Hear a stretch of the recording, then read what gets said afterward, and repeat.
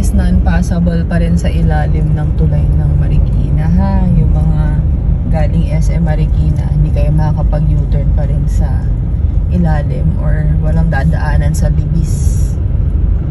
Papuntang Libis going from Antipolo. Huwag na kayong lumampas dito sa SM Marikina. Yung way sa ilalim.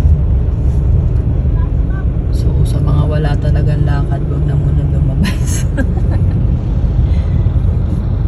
Grabe. July 25, 2024, 11:37 PM. Yan, medyo mababa na yung ilog pero maraming putik ang mga kalsada. Ayan, na-zoom mo yung mga kalsada doon sa ilalim.